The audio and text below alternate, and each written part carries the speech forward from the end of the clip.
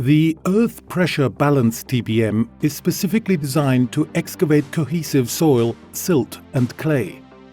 The assembly typically occurs at the bottom of a shaft within a cut-and-cover excavation or a station, as in this subway project. Using a huge crane, the three components of the shield and cutter head are shifted below and installed at the bottom level. Following the shields, the different TBM gantries are installed and connected to the shields. The first critical operation is the launch of the EPB TBM. The tunnel specialist must control the pressure and avoid water inflow in the shaft or station. The EPB TBM is based on the principle of using its own thrust and forward movements to apply and maintain pressure on the face. The face support pressure is applied by utilizing the soil just excavated, collected and pressurized. The muck extraction from the excavation chamber is done through a rotating screw conveyor.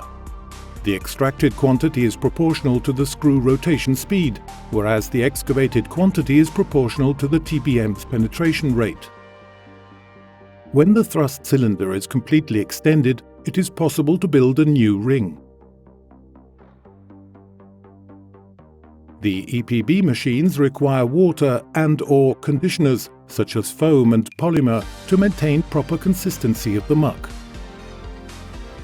In an EPB machine, we can directly weigh the muck coming out of the chamber on the TBM screw conveyor, or measure its volume with a laser scanner and/or weigh it on the belt conveyor. In addition to the basic functions of muck extraction and control of face support pressure, the screw conveyor allows for the dissipation of the pressure from the maximum value on the bottom level of the chamber to the atmospheric level at the discharge gate through the formation of so-called plug of material alongside the screw itself.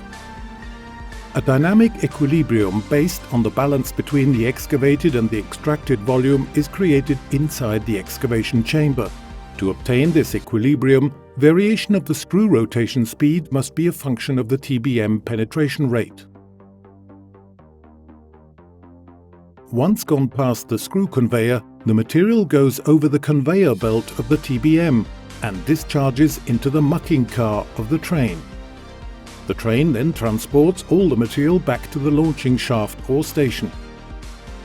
With a gantry crane or a similar lifting device, the muck car is lifted to the surface and discharged in a dedicated spoils area. The material is then transported to its final disposal area. During the excavation, the TBM requires planned hyperbaric interventions using the man-lock installed within the machine. Specialized personnel with the proper certificates can execute these interventions. In case of an emergency, non-planned hyperbaric intervention will be activated and an intervention in the cutter head chamber will be carried out to check the front face condition.